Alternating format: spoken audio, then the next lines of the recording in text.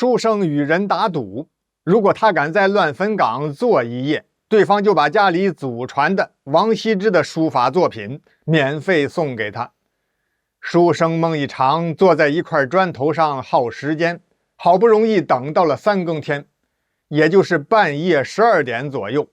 忽然遠處裡飄飄忽忽，越來越近，走過來2盞紅燈籠，非常亮，非常紅，像是用鮮血染紅的一樣。孟一場十分害怕，他不由自己的倒退到了一個墳頭的後面，俯下身子，大氣都不敢喘，也不敢抬頭看，哈哈哈哈哈哈哈哈！突然，身背後幾步遠的地方傳來了瘋狂的大笑聲。這笑聲，在這漆黑寂靜的深夜裡，還是在郊外的亂墳崗上，要多瘆人有多瘆人。孟一場被這突然一嚇，當時就真魂出竅，直接趴在墳頭上昏死過去了。感情這位書生孟一場膽子並不大，那他為什麼還要跟人家打這種賭呢？與孟一場打賭的是縣令的公子郭黑。郭黑喜歡上了孟一場訂過娃娃親的未婚妻田鳳凰，就想要逼着孟一場向未婚妻提出退婚。孟一場當然不同意了。可是最近未婚妻田鳳凰的父親老員外田萬才，話裡話外分明是有意要解除女兒與孟一場的婚約。其實田萬才自從幾年前孟一場的父母相繼病逝之後，見孟家家道中落，他就有了退婚的想法。因此孟一場在心情煩悶的情況下，一賭氣就答應了县令的公子郭黑的打賭挑釁，赢一張王羲之的書法作品，當然了，肯定是贗品。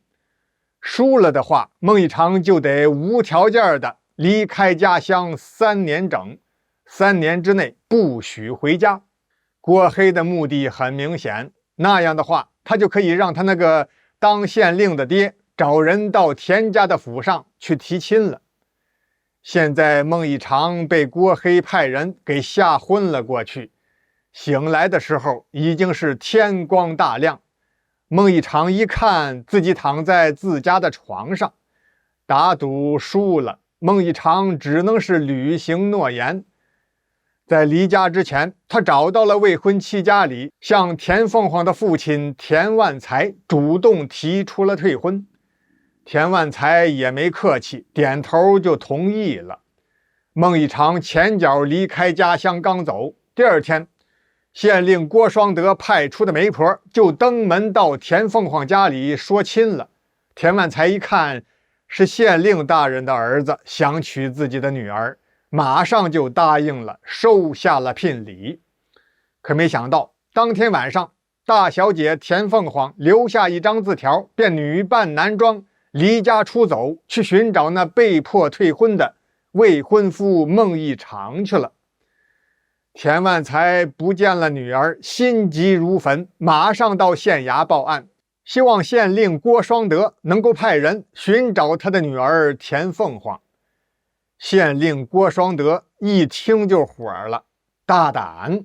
好你個田萬才，竟敢戲耍本縣！表面上答應婚事，實則是刎君之計。說，把我那未來的兒媳婦給藏到哪裡去了？哎呀，大人，小民冤枉啊！小民的女兒的確是離家出走了，還望大人明察。哼，好吧，本縣命你10日之內把田鳳凰找回來，否則的話，老夫必定嚴加治罪於你。县令的兒子郭黑倒是比他爹更為着急，更為實際一些。爹爹，不如您派幾名衙役跟隨着孩兒我一同去尋找鳳凰吧。郭雙德捋着鬍子想了想，好吧，你們騎上快馬，分頭去找。書說簡短，這些人大找了10幾天，一無所獲。連一點線索都沒有。無精打采的田萬才半路上碰上一位算卦先生。啊，這位老爺，我看你印堂發暗，面有晦氣，估計是家中丟失了人口吧？田萬才吃了一驚，哎呀，這個算卦的可真有本事啊！於是他就讓算卦先生給卜了一卦。算卦先生說，他的女兒田鳳凰已經到了南方，在某一個尼姑庵裡邊出家為尼了。如果早一點找到，還有機會勸她還俗。田萬才不敢耽擱，叫上了郭黑，領着幾名衙役，一同騎着快馬趕奔南方，到處尋找尼姑庵。田萬才的女兒田鳳凰真的去了南方，到尼姑庵出家了呀？哪是啊，那個算卦的不過是個江湖騙子，專門騙錢的。田鳳凰根本就沒往南邊走，相反，他是一路向北趕奔京城，去尋找未婚夫孟一長了。因為他知道孟一長必定是去京城謀官去了。過去在私下裡，孟一長偷偷告訴過田鳳凰，我爹娘的遗願就是希望我能夠做官，好重新振興孟家。另外，我看也只有做了官，你爹才有可能同意把你嫁給我。田鳳凰果然猜对了，孟一長離家之後，的確來到了京城，可是要想謀官，談何容易？因為他雖是舉子，但是無法從縣衙裡邊開出錄印和文憑，根本就沒法參加會試。怎麼辦呢？孟一長好不容易見到了父親生前的好友吏部尚書鍾步雲，倒頭便拜：大伯，小侄乃是您的好友孟京之子，我叫孟一長。哎呀，侄兒請起，不必多禮。想我那孟京贤弟對我有活命之恩吶，我們是过命之交的好朋友。孩子，你有什麼困難沒有？孟一長也沒客氣，如實說了自己的想法。大伯，家父臨終遺願就是想讓小侄能夠入仕為官，只可惜小侄不孝，遇到了如此這般的變故。他就把被县令兒子以勢欺人，使得自己被迫退婚的事情全都說了。小侄雖想參加會試，無奈那縣令郭雙德他不給開錄印和文憑啊，我沒法參加考試。聽到這些，吏部尚書鍾步雲氣得一拍桌子：好一個狗官縣令郭雙德，老夫知道他的後台不就是那貪得無厭的左丞相何時運嗎？哼，這一次我一定要扳倒這一串貪官。感情這位吏部尚書鍾步雲早就想彈劾左丞相何時運了。第二天早朝之後，鍾步雲就把書生孟一長引薦給了皇上，一是想讓他展示一下才華，求皇上封個官做，同時打算以縣令郭雙德為引子，引出他的後台左丞相何时運，彈劾何时運。可萬萬也沒有想到，皇上一見這位英俊瀟灑、出口成章、風度翩翩、人見人愛的青年才俊孟一長，非但沒有喜愛之情，反倒是驚恐不已，緊接着大怒：快！給我把這個厲鬼推出去斬首！這是怎麼回事呢？皇上第一次見孟一長，怎麼就如此反應呢？原來啊，昨晚皇上做了一個噩夢，夢中有一個青面厲鬼，那厲鬼的長相跟孟一長十分相似，只是穿的衣服和臉色不一樣。就連那經多見廣的吏部尚書鍾步雲對皇上此舉也是目瞪口呆，根本沒反應過來，孟一長就被推到宮門外去斩首了。看熱鬧的人一下子圍了許多，其中就有恰巧經過此地，女扮男裝的大小姐孟一長的娃娃親未婚妻田鳳凰。刀下留人，冤枉啊！田鳳凰大喊了一聲，监斩官趕忙收住了令牌，因為當時有規矩，只要是有人喊冤枉，那就不能馬上行刑，必須報告給皇上，需要皇上重新裁決。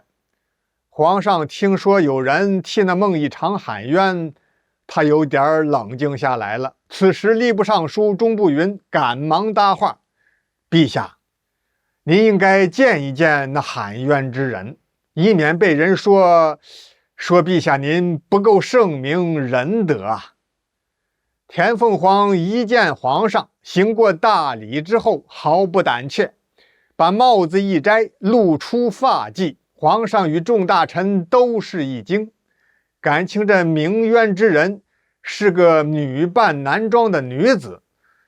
田鳳凰就把她和孟一長從小定親，現在是被臧官郭縣令父子逼迫無奈離開家鄉的事情，從頭至尾講了一遍。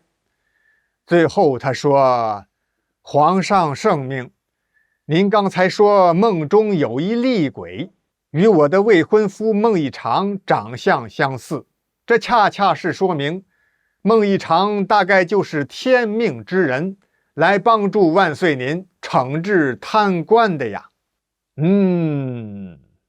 皇上居然點了點頭，覺得田鳳凰說的有理，當即下聖旨，封孟一長為監察御史，同時挑了個良辰吉日，讓孟一長在京城與田鳳凰完婚，婚後回老家探望岳父岳母。這一到家才知道，田鳳凰的父親田萬才老員外，因為在南方各個尼姑庵都找遍了，不見女兒的蹤影，連着急帶上火，勞累過度，病死在了半路上。郭縣令父子倆一聽說孟一長當了官，趕忙寫書信給朝中的左丞相何時運，求何時運陷害孟一長。可惜信剛送出去，郭雙德就被抓起來了。感情皇上已經將左丞相何时運革職問罪了，他的所有黨羽都得抓起來審問。